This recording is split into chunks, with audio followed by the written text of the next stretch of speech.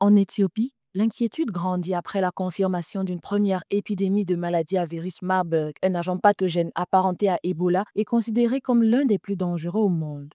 Selon les autorités sanitaires, 9 personnes ont été infectées dans la région du Djinka, au sud du pays, près de la frontière avec le Soudan du Sud. Le virus Marburg provoque une fièvre hémorragique sévère avec un taux de mortalité pouvant grimper jusqu'à 80% selon les souches. Les premiers symptômes de fièvre, maux de tête, douleurs musculaires se transforment souvent en hémorragie interne et externe après une semaine. A very different virus.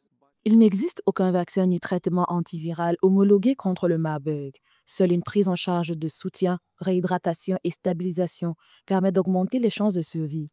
Pour l'heure, les autorités appellent la population au calme, rappelant que le virus se transmet uniquement par contact direct avec les fluides corporels d'une personne malade ou des surfaces contaminées.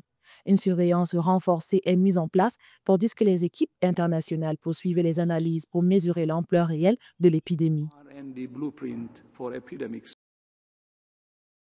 Le ministère éthiopien de la Santé a déclenché une réponse d'urgence, dépistage communautaire, isolement des patients, recherche active des contacts et déploiement d'équipes spécialisées dans les fièvres hémorragiques. De son côté, le Bureau régional africain de l'OMS confirme que les analyses génétiques montrent une souche similaire à celle observée lors d'épidémies précédentes en Afrique de l'Est. L'épidémie survient dans une région proche du Soudan du Sud, un territoire où les infrastructures sanitaires restent fragiles.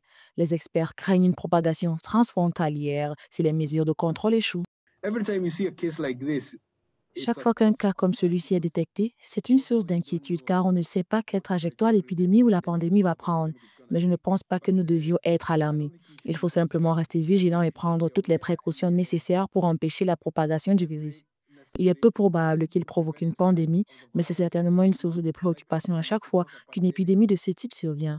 Et nous devons donc faire preuve de beaucoup de concern every prudence. time an outbreak like this occurs, and therefore we should be very cautious. Marburg est très différent, mais de nombreux éléments de la riposte sont les mêmes. Il s'agit d'isoler et de prendre en charge les personnes infectées, de tracer et de mettre en quarantaine leurs contacts et de mobiliser les communautés locales dans la réponse.